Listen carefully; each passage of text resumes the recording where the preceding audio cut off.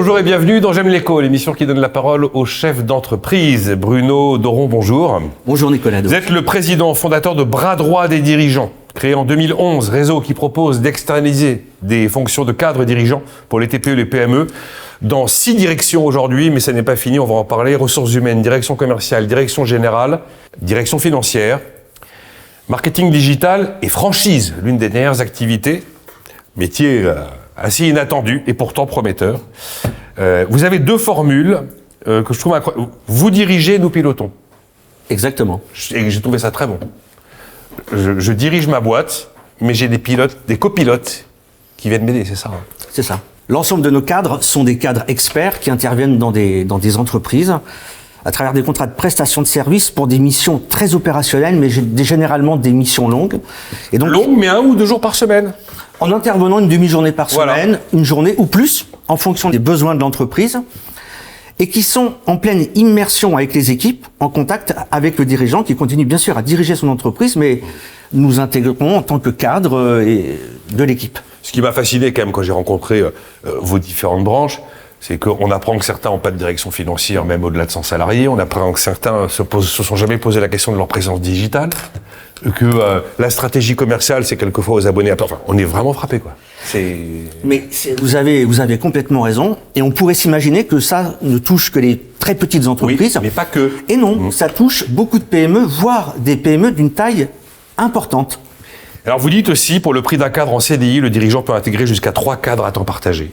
C'est incroyablement efficace comme formule, c'est vrai ? C'est tout à fait vrai.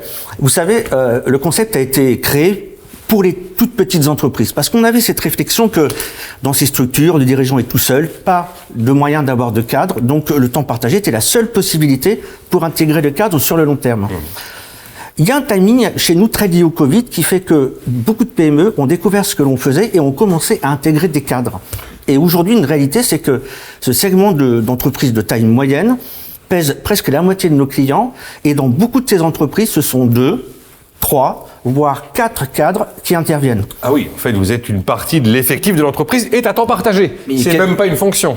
Mais quelquefois, on compose même le comité de direction de l'entreprise. C'est pas too much. Alors c'est d'abord extrêmement efficace, performant pour l'entreprise. Oui, j'ai vu que vous avez la culture du résultat à tous les étages. On explique que notre concept est très opérationnel. Très opérationnel. Qui dit opérationnel dit résultat. Ouais. Bon, pour vous, c'est un nouveau mode d'organisation de l'entreprise. Vous y croyez, vous avez des ambitions, on va en parler. Le temps partagé pour les cadres, c'est un nouveau mode d'organisation pour l'entreprise. C'est un mode d'organisation de l'entreprise qui se développe très très vite parce que je suis convaincu que c'est la résultante de 2 besoins. On a d'un côté des cadres qui souhaitent poursuivre leur métier mais de façon différente. Oui. Mais souvent en devenant indépendants et puis en même temps en allant vers des missions, des métiers plus opérationnels, peut-être dans des entreprises un peu plus petites. C'est ce que l'on offre à travers le temps partagé. Et puis de l'autre côté, on a des entreprises qui, dans un contexte économique qui reste pas simple, ont besoin de faire évoluer leur organisation, plus souple, moins coûteuse et pour autant plus efficace. Ouais. C'est vraiment une réponse à ces 2 acteurs. Et alors Bruno Doron, vous dites également, cette transformation que vous venez de décrire, alors en quelques mots parfaitement, elle est durable. Qu'est-ce que vous mettez derrière le mot durable, transformation durable ? Je pense qu'il y aura toujours autant de cadres dans les entreprises, mais pour les raisons que je viens d'expliquer, de plus en plus seront de cadres externes, et une partie d'entre eux interviendra à temps partagé, parce que ce qui est assez magique, je dirais, dans le temps partagé, c'est que une entreprise peut recruter un cadre en ajustant la mission strictement à ses besoins. Oui, c'est du sur-mesure. Et donc, ça permet d'optimiser ses coûts aussi. Donc, c'est vraiment... Alors, il y a 2 ans, je disais que c'est le modèle de demain. C'est le modèle d'aujourd'hui. 2011, création de Bras droit des dirigeants uniquement dans la catégorie de direction commerciale. Aujourd'hui, j'ai dit 6 catégories. Vous avez des nouvelles expertises que vous allez mettre, j'ai envie de dire, au tableau de chasse. Oui, et c'est extrêmement important. Notre objectif, c'est de pouvoir répondre à tous les besoins d'externalisation cadre des entreprises. Donc, on réfléchit à plusieurs expertises, la direction informatique, tout ce DSI, voilà. La DSI, tout ce qui concerne la protection des données, le fameux RGPD, la direction export. Notre objectif, c'est de développer au sein de la marque au moins une nouvelle expertise par an. Et alors, il y a des offres spécifiques, par exemple, marque employeur, RSE, c'est des choses que vous commencez à prendre... Oui, tout à fait. Il y a des sujets sur lesquels il faut vraiment qu'on puisse apporter des réponses. De toute façon, nos clients nous sollicitent sur ces sujets. Vous allez parler de la marque employeur, c'est un de ces sujets. Le RSE, on y travaille aujourd'hui. On amène aujourd'hui des propositions de développement commercial qui intègrent des actions auprès d'équipes traditionnelles, avec nos franchisés directeurs commerciaux, mais aussi des actions de développement online. Donc ce sont des offres tout à fait nouvelles, là, assez modernes. C'est imminent ce que vous me décrivez? C'est déjà en place. Ah, c'est déjà en place. Ça, c'est déjà en place, c'est déjà testé et ça fonctionne dans les entreprises. Vous êtes en train, alors c'est un événement, vous êtes en train d'organiser une levée de fonds. Racontez-moi, parce que vous avez conçu une façon de lever des fonds moderne, inattendue. Alors, c'était un passage pour nous obligatoire. Juste un petit rappel historique. On existe depuis plus de 10 ans. Oui. Donc, ça veut dire qu'on est clairement un des précurseurs sur ce marché.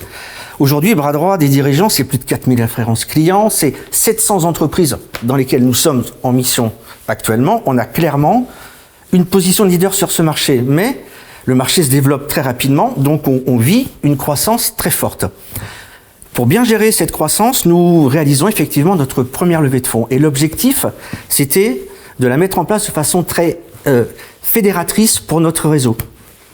Pour cela, notre priorité était de proposer dans un premier temps à l'ensemble de nos franchisés de devenir actionnaires de l'entreprise. D'accord, les 150 franchisés actuels. Les 150 franchisés actuels.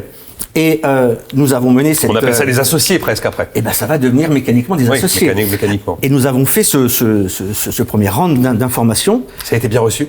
De façon excellente. C'est plus de 60% des franchisés qui vont devenir actionnaires du réseau. Alors, ça veut dire, d'une part, qu'ils ont... Ça veut quand même dire que 40% ne vont pas le devenir. Alors, pas pour le moment. D'accord. On a même des retours qui nous disent « Désolé, je ne peux pas le faire pour le moment, mais merci vraiment de nous donner cette possibilité. » C'est partie remise, c'est ça.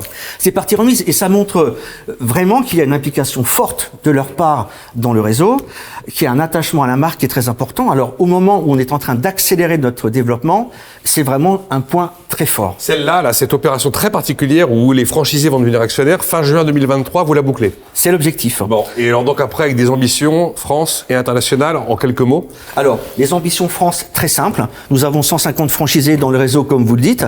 L'objectif, c'est de doubler la taille du réseau d'ici 2025. D'accord.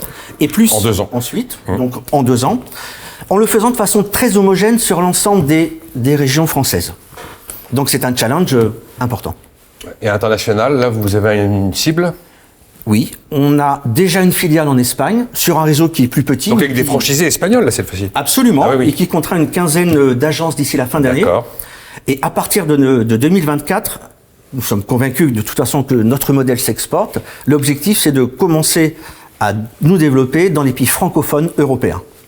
Merci Bruno Doron d'avoir été avec nous, président fondateur de Bras droit des dirigeants. Merci.